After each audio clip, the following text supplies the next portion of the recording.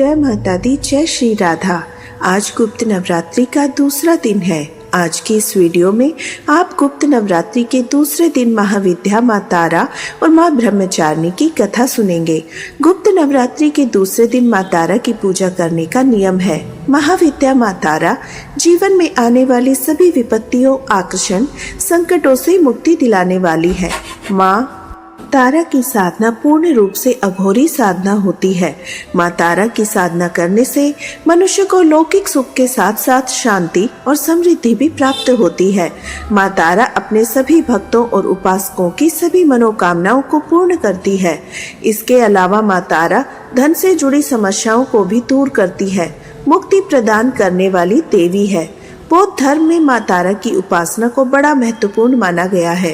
मान्यताओं के अनुसार भगवान बुद्ध ने भी माँ तारा की आराधना की थी। साथ ही भगवान श्री राम के गुरु वशिष्ठ जी ने भी पूर्णता को प्राप्त करने के लिए माँ तारा की ही उपासना की थी। शास्त्रों में बताया गया है भगवान शिव और महापंडित रावण भी माँ तारा की उपासना किया करते थे। मान्यताओं के अनुसार जिसका उद्धार भगवान शिव भी नहीं कर पाते हैं, माँ तारा उनका भी उद्धार कर देती है। जिस जगह पर भगवान आनंद भैरव ने गुरु वशिष्ठ जी को माँ तारा के उपदेश प्रदान किए थे, वह जगह आज के समय में भी तारापीठ के नाम से प्रसिद्ध है। माँ तारा की साधना एक विशेष प्रकार से की जाती है, जिसका कोई विशेष नियम नहीं होता, किंतु अगर कोई मनुष्य पूरी श्रद्धा के साथ माँ की पूजा करता है तो वह अपने भक्त की पुकार अवश्य सुनती है। माँ तारा की साधना करने से धन संबंधी सभी समस्याएं दूर हो जाती है, सभी दिव्य शक्तियां भी प्राप्त हो जाती है। शास्त्रों में माँ तारा को 10 महाविद्याओं की दूसरी देवी बताया है। ऐसा माना जाता है माँ तारा का स्वरूप माँ काली के समान होता है। अगर कोई व्यक्ति तांत्रिक शक्तियां प्राप्त करना चाहता हो तो इस दिन माँ तारा की विशेष साधना करनी चाहिए। माँ तारा की पूजा ज्यादातर अघोरी, तांत्रिक, साधु करते हैं। माँ तारा के 3 स्वरूप है। इनका एक रंग नीला है, इसलिए इन्हें नील सरस्वती भी कहा जाता है। इसके अलावा माँ तारा को उग्र तारा के नाम से भी जाना जाता है। माँ अपना उग्र रूप धारण करके अपने भक्तों के सभी कष्टों को दूर करती है और अपने भक्तों को मोक्ष प्रदान करती है। माँ की पूजा करने से काम, क्रोध, मोह, लोभ से छुटकारा मिलता है। माँ तारा के तीसरे स्वरूप का नाम एक जटा है। उग्र तारा माँ का पहला रूप है।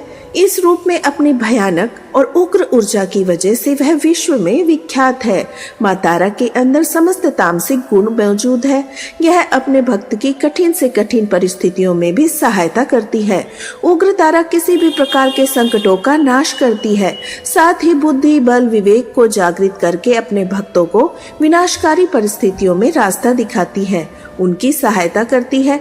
माँ तारा का दूसरा स्वरूप है नील सरस्वती और माँ के इस स्वरूप में पूरे ब्रह्मांड का ज्ञान समाहित है। माँ नील सरस्वती आयुर्वेद, ज्योतिष, विज्ञान या फिर और कुछ भी अज्ञात ज्ञान हो जो कि सामान्य बुद्धि के व्यक्ति भी समझ से परे होता है। इन सभी चीजों को एकत्र करने के बाद जो स्वरूप बनेगा, उस ऊर्जा उत्पन्न होगी, वह है देवी नील सरस्वती। देवी नील सरस्वती राजसिक गुणों से संपन्न है। नील सरस्वती अपने ज्ञान और ऊर्जा से ज्वलंत शव को भी शिव का रूप देने में सक्षम है। माँ तारा का तीसरा स्वरूप है एक जटा। देवी एक जटा मोक्ष प्रदान करने वाली देवी है। माँ का यह स्वरूप सत्व गुणी है। देवी एक जटा शिव को अपनी जटाओं में धारण करके उन्हें मोक्ष प्रदान करने वाली देवी है। देवी एक जटा अपने सभी भक्तों को मृत्यु के पश्चात अपनी जटा में स्थान देती है और मोक्ष भी प्रदान करती है।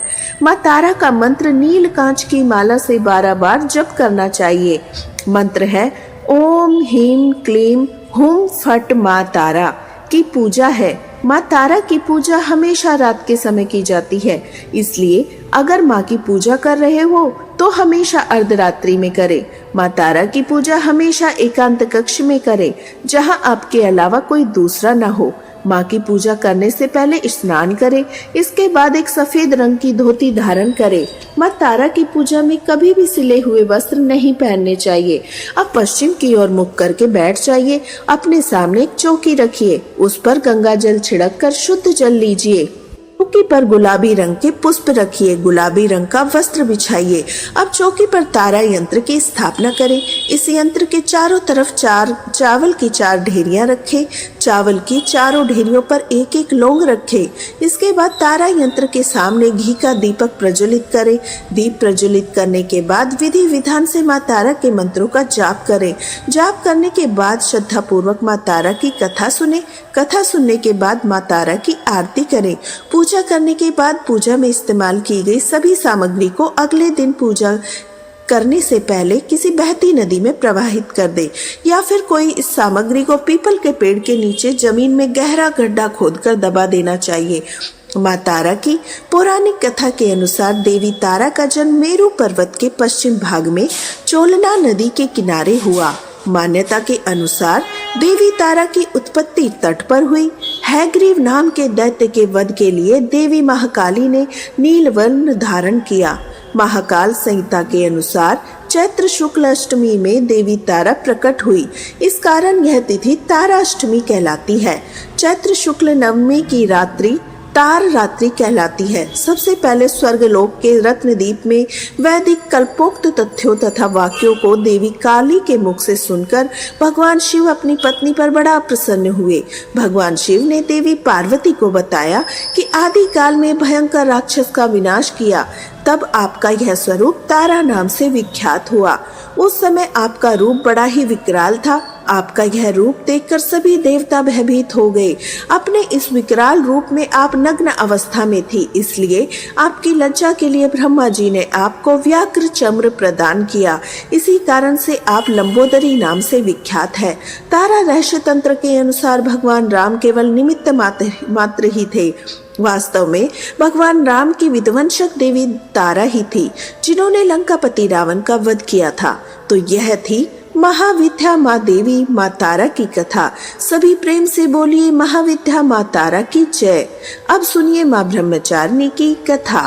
ब्रह्मचारिणी का अर्थ होता है तप और आचरण करने वाली। देवी ब्रह्मचारिणी की पूजा करने वाले भक्त को अपने हर काम में सफलता प्राप्त होती है। वह हर ओर विजय होता है। माँ ने अपने इस स्वरूप में सफेद वस्त्र धारण किए हैं। माँ की 2 भुजाओं में से दाहिनी भुजा में जपमाला, बाईं भुजा में कमंडल है। इनकी पूजा करने से भक्त के अंदर जप और तप की शक्ति बढ़ती है। माँ ब्रह्मचारिणी अपने भक्तों को संदेश देती है कि परिश्रम से ही सफलता प्राप्त की जा सकती है। भगवान शिव को पति रूप में प्राप्त करने के लिए माँ ब्रह्मचारिणी ने अत्यंत कठिन तप किए। शिव पुराण में वर्णन मिलता है कि श्री ब्रह्मा जी के आदेशानुसार भगवान शंकर जी को पति रूप में प्राप्त करने के लिए देवी पार्वती ने कठिन तप किया था। ब्रह्मा जी के आदेश के बाद महर्षि नारद जी ने देवी पार्वती को पंचाक्षर मंत्र यानी न शिवाय नमः की दीक्षा दी। दीक्षा देकर देवी पार्वती अपनी सखियों के साथ तपोवन में जाकर कठिन तपस्या में लीन रहने लगी। उनकी कठिन तपस्या का वर्णन शिव पुराण में मिलता है। माता पिता की आज्ञा लेकर देवी पार्वती ने सबसे पहले राजसी वस्त्रों का, अलंकारों का त्याग किया। उनकी जगह पर उन्होंने मूंज की मेखला धारण की, व्यकल वस्त्र धारण किए, हार को गले से निकालकर मृग चर्म धारण किया। फिर गंगावतरण नामक पावन क्षेत्र में सुंदर वेदी बनाकर वे तपस्या करने बैठ गई।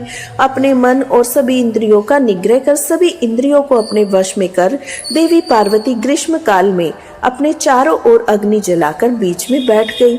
ऊपर से सूर्य के प्रचंड ताप को सहन करती हुई वे अपने तन को तपाती रही। वर्षा ऋतु में वे खुले आकाश के नीचे शिलाखंड पर बैठकर दिन रात जल की धारा से अपने शरीर को सींचती रही।